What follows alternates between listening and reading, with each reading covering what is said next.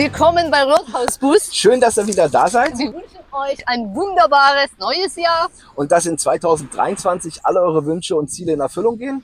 Ja, unser großer Plan für 2023 ist... Unsere Reise nach Südamerika. Wir hatten ja schon dieses Jahr geplant, es umzusetzen, mussten verschieben. Und deshalb rate ich euch wirklich, habt immer die Kraft und die Power, eure Ziele zu verfolgen, selbst wenn es mal später ist. Ja. Und das Allerwichtigste dabei ist... Freiheit und Gesundheit. Genau, weil ohne Gesundheit ist Freiheit nichts wert und ohne Freiheit ist Gesundheit nichts wert. In diesem Sinne sagen wir euch jetzt, wir werden uns aufmachen, die nächsten Tage was Schönes zu entdecken. Und wir sind ja immer noch auf Sizilien unterwegs und wir werden die Westküste erkunden und ja, da ein paar schöne Orte entdecken. Da nehmen wir euch natürlich mit. Wem gefällt, was wir hier machen, der lässt uns ein Like da. Und wenn ihr uns abonniert, dann könnt ihr mehr Videos von uns sehen. Ansonsten wünschen wir viel Spaß beim Video. Genau. Guten Morgen, wir sind unterwegs an der Westküste Siziliens und sind gerade in Marsala angekommen. Und gestern waren wir bei... meine Freundin Francesca. Genau, und es war sehr, sehr schön, weil ihre Familie hat uns eingeladen und es gab, wie heißen die Spezialitäten, die es gestern zu essen gab? Wir hatten Arancine. Wir haben Arancine gegessen. Also diese Reisbälle, die frittierten? Ja, Reis mit Safran. Oh, lecker. Und Ragout oder Ham and Cheese. Also mit, entweder mit Mozzarella und Schinken. Schinken. Genau. Und am Ende wir hatten eine super Scenografico, super cool Dessert. Genau, wir hatten einen riesigen Panettone und zwar ein Pandoro. Ein Pandoro. Das ist ein bisschen andere. Okay, aber es ist also man kann es mal beschreiben, es ist ein Panettone gefüllt mit Eis. Also da ist Eiscreme drin mit Pistaziencreme. Und Pistaziencreme oben drüber. Das war so super lecker. Ja genau, und jetzt sind wir nochmal danke an Francesca, wir grüßen nochmal. Danke, deine Familie Genau, auch. war sehr cool, hat Spaß gemacht. Ja, und jetzt fahren wir nach Marsala rein, gucken uns die Stadt an, danach geht's nach Trapani, also die ganze Westküste Siziliens. Ja, und mal gucken, was wir dabei entdecken. Bis später. Ciao.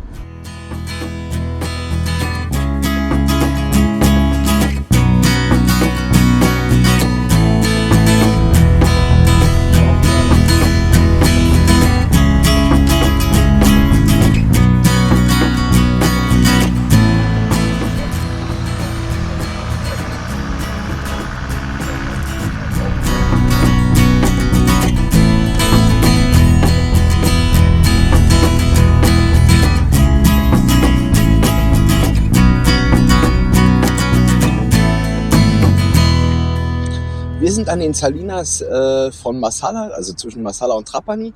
Marsala haben wir schnell verlassen, der Ort war nicht besonders schön.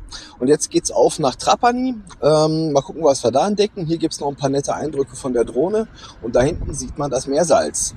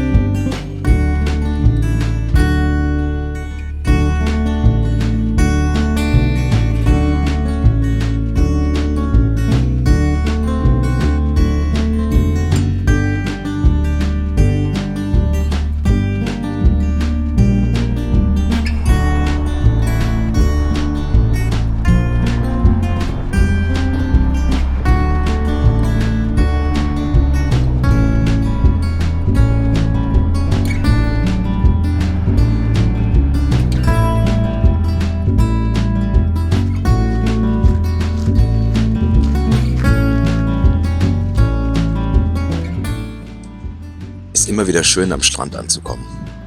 Wir sind noch zwischen Marsala und Trapani, fahren jetzt noch ein Stück weiter Richtung Trapani und suchen uns da erstmal Platz zum Stehen für heute Nacht.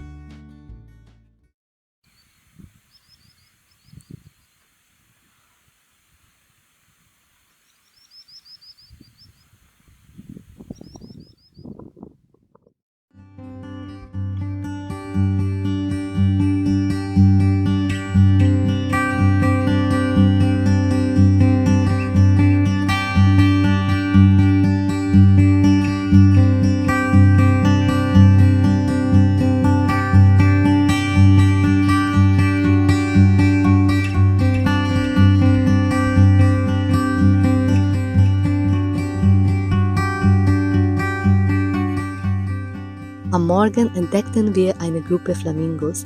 Ihr Anblick ist etwas sehr Aufregendes und Faszinierendes. Der rosa Flamingo nistet erst seit wenigen Jahren in Italien. 1993 wurde die erste Flamingo-Kolonie auf Sardinien gesichtet. Ihre rosa Farbe ist auf die organischen Pigmente zurückzuführen, die in vielen Weichtieren, Krebstieren und Wasserinsekten wie Artemia salina vorhanden sind. Das ist eine winzige Garnele und eine der Lieblingsspeisen der Flamingos. Die rosa Farbe der Federn ist während der Paarungszeit wichtig. Jetzt gibt's noch einen lecker Kaffee und dann geht's auf Richtung Trapani. Da freuen wir uns sehr drauf. Die Stadt soll wunderschön sein und da gibt's auch sehr leckeres Essen. Da gibt's dann unser zweites Frühstück.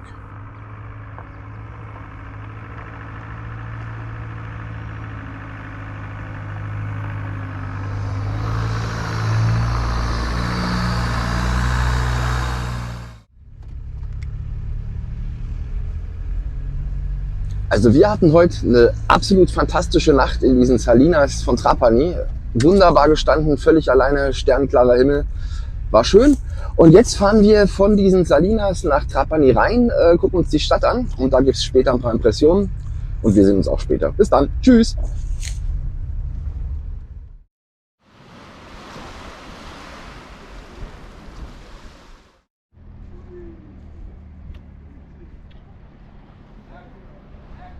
Die Mauern von Tramontana markierten während der spanischen Herrschaft den Umfang der Stadt und heute bereichern sie die Küstenlinie.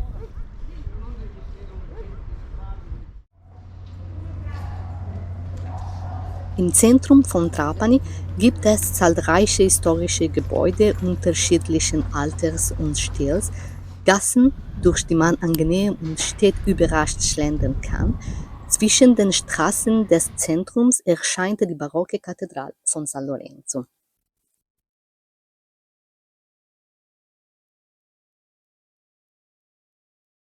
Gebaut mit Tuffsteinen aus Favignana lässt die Sonne sie in wunderbaren Ocker- und Goldtönen erscheinen.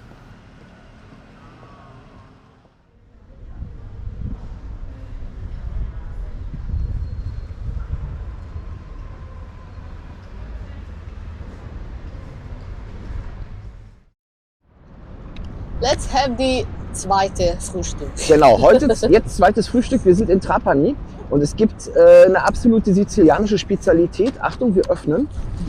Haben uns auch extra eine Bäckerei gesucht, die wohl die beste ist hier. Immer mit Pakete. Immer schön eingepackt in Italien, hat natürlich immer Stil. Achtung, es gibt Tada! heute, meine Frau sagt euch, was es ist. Was ist das? Das ist natürlich Cannolo. Also der Cannolo Siciliano, Siciliano mit scharfe Ricotta-Käse. also Ricotta-Käse aus Schafsmilch Aus machen die das.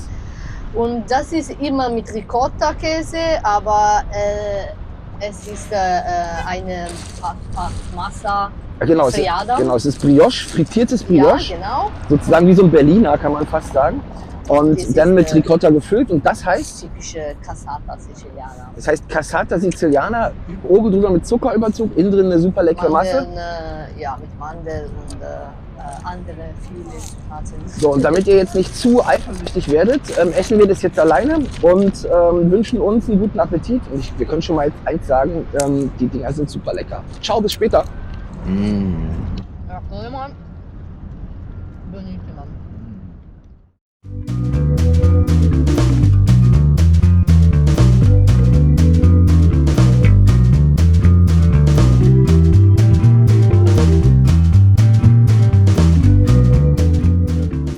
Trapani ist aufgrund seiner Landzunge, die ins Meer mündet, auch als Stadt der zwei Meere bekannt, als ob sie eine Art Grenze zwischen dem Tyrrhenischen Meer und dem Mittelmeer darstellen würde.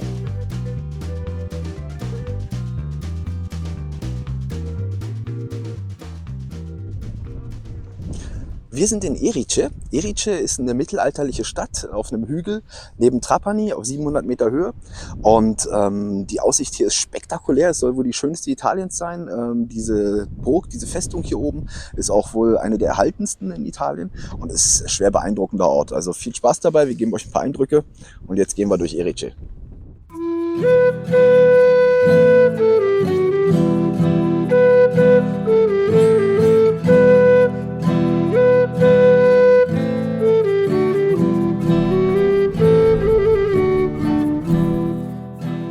Ja, Erice hat lauter kleine Gassen, also das ist alles hier noch sehr mittelalterlich gehalten und das macht es echt sehr sympathisch. Ich hoffe, ihr habt nicht zu viele Windgeräusche, wenn ich mal den Ton weg.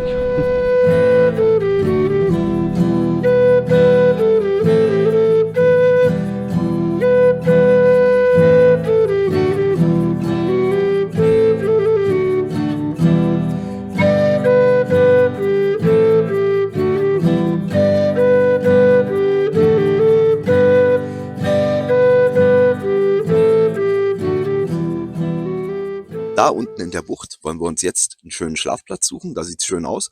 Ja, und mal gucken, ob wir was Schönes finden.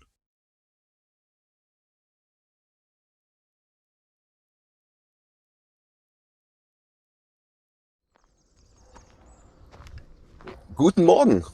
Wir haben fantastisch geschlafen. Wir hatten einen unglaublich tollen Ort hier zwischen den Bergen mit Meeresblick. Komplett alleine am Ende der Straße. Die Hunde sind glücklich, wir sind glücklich. Das hat gut geklappt. Genau, gestern waren wir in der Burg in Erice. Ich zeige euch mal, wo das ist. Achtung, ich drehe mal rum die Kamera, nicht zu schnell hier. So, und zwar der Hügel da hinten, auf dem die Wolke ist. Da ist Erice, die Festung, in der wir gestern waren. Und heute werden wir wieder Richtung Süden fahren. Genau, und mal gucken, was uns da auf dem Weg noch begegnet. Jetzt gibt es erstmal einen Kaffee. Bis später. So, bevor es bei uns weitergeht, gibt es jetzt aber erstmal ein lecker Frühstück mit allem, was dazugehört. Frischem Orangensaft, lecker Kaffee und fette Biscottate. Das essen die Italiener zum Frühstück, und zwar wird darauf Marmelade geschmiert, dann kommt das hier in die Milch rein. Und genau, hier in die Milch rein. Und ja, dann schmeckt es total lecker. Und ich habe mich da total dran gewöhnt. Ich esse nur noch italienisches Frühstück. Also, wir sehen uns später.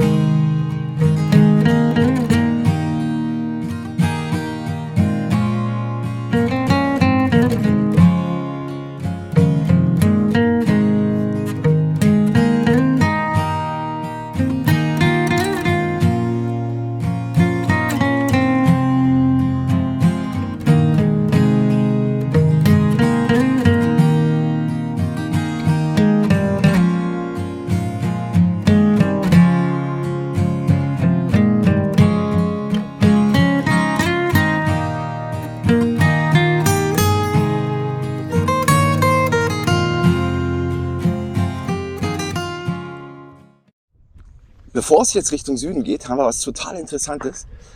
Direkt um die Ecke, wo wir stehen. Und zwar ist hier die Grotta Mangiapane.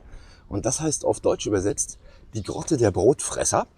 Und die haben hier ihre Häuser direkt in die Höhle gebaut und bis zum Zweiten Weltkrieg oder bis Ende des Zweiten Weltkriegs auch hier gewohnt. Und die haben die Häuser schön hergerichtet und so gelassen, wie sie sind. Die haben hier Landwirtschaft betrieben. Und irgendwann haben sie das Dorf natürlich verlassen. Ich hoffe, ihr könnt hier was sehen.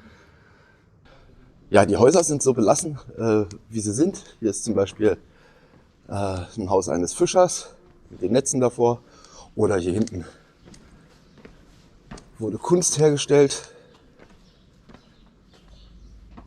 Wirklich schwer beeindruckend und direkt in die Höhle reingebaut.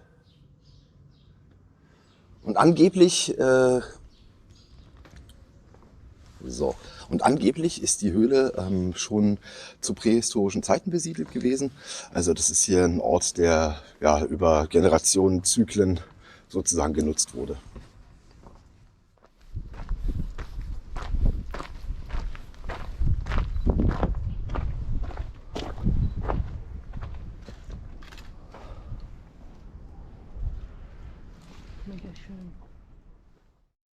So, wir sind auf dem Weg nach Gibellina. Und zwar Es gibt Neuer und alter Ghibellina, ist richtig? Ja, die neue und die alte destroyed by the earthquake.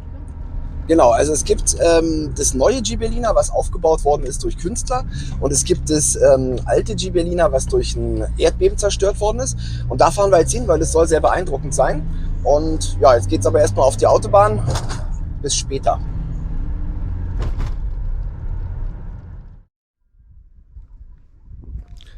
Wir sind in Ghibellina Vecchia angekommen. Und das ist sozusagen der Ort, der vom Erdbeben zerstört worden ist. Und hier haben sie anstelle des alten Ortes mit den Überresten des Dorfes sozusagen ein Betondenkmal erstellt. Man kann jetzt hier wie Straßenzüge langlaufen und das erstreckt sich hier über den ganzen Berg. Aber das alte Dorf selber ist gar nicht mehr da. Also das ist vom Erdbeben komplett zerstört. Und das ist ein riesiges Areal. Und guckt mal hier rüber. Das geht hier den ganzen Berg hoch. Auf jeden Fall schwer interessant. So, ein riesiges Betonlabyrinth.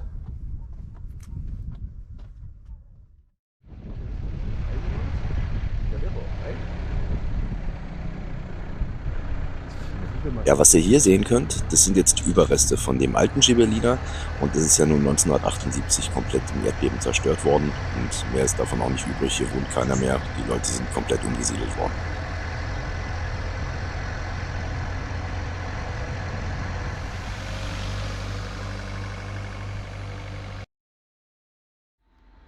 Ja, das war unser Video zur Westküste Siziliens. Ich hoffe, es hat euch Spaß gemacht. Uns auf jeden Fall sehr. Beim nächsten Mal gibt es was ganz Interessantes. Wir fahren nämlich nach Palermo und wir stellen dort Streetfood vor. Das heißt, wir haben gemerkt, viele, die hier sind, wissen gar nicht, was die Spezialitäten auf Sizilien sind. Meine Frau hat ja nur Verwandte hier. Der Mann ihrer Schwester ist Sizilianer. Das heißt, wir sind hier gut verankert und wir werden genau das vorstellen, was die Italiener essen. Wir freuen uns, wenn ihr wieder dabei seid. Das wird auf jeden Fall für uns zumindest sehr, sehr lecker. Und bis dahin erstmal eine schöne Zeit. Tschüss!